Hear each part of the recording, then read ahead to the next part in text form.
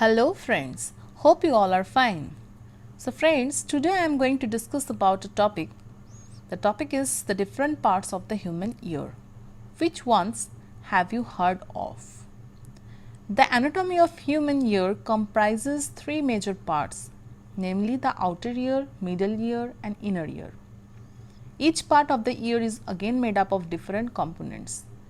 Let's try to understand the different parts of human ear in detail.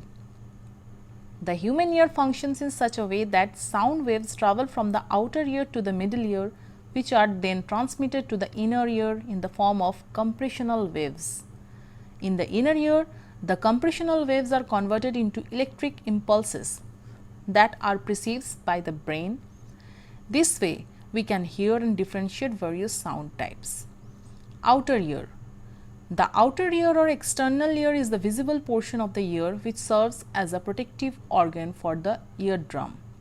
It collects and guides sound waves into the middle ear. The outer ear consists of the ear flap and the ear canal. Ear flap, pinna. The sound waves enter the ear via the ear flap or pinna. Ear canal, meatus.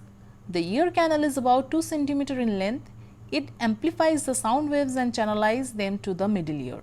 Sweat glands are present in this canal which secrete ear wax. Middle ear. The middle ear located between the outer ear and the inner ear receives sound waves from the outer ear in the form of pressure waves.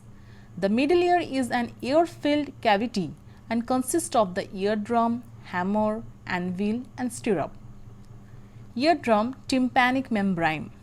The eardrum is the thin membrane that acts as a partition between the outer ear and the middle ear. It vibrates as soon as it receives sound waves and transforms the sound energy into mechanical energy. Hammer, malleus. It is a tiny bone located next to the eardrum. Since it lies adjacent to the eardrum, the vibration from the eardrum causes the hammer to vibrate. Anvil, incus. Anvil is another tiny bone next to hammer. It vibrates in response to the vibration of hammer.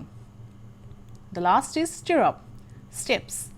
Similar to hammer and anvil, stirrup is a tiny bone in the middle ear. Eventually, it also vibrates and passes the compressional waves to the inner ear.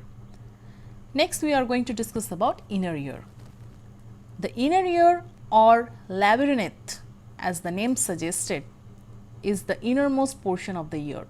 It is filled with a water-like substance and comprises both hearing and balancing organs.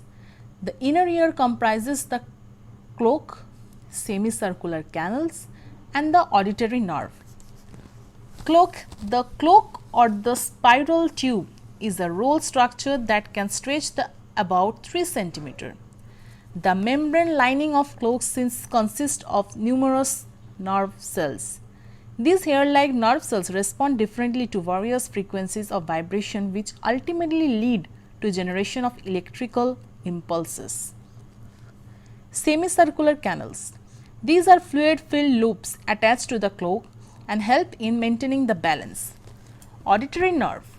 The electrical impulses generated by the nerve cells are then passed to the brain.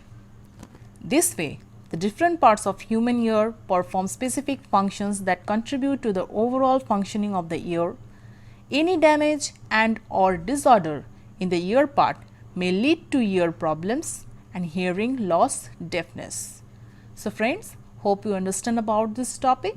I will be again here with you all to discuss with other interesting topics. Thank you.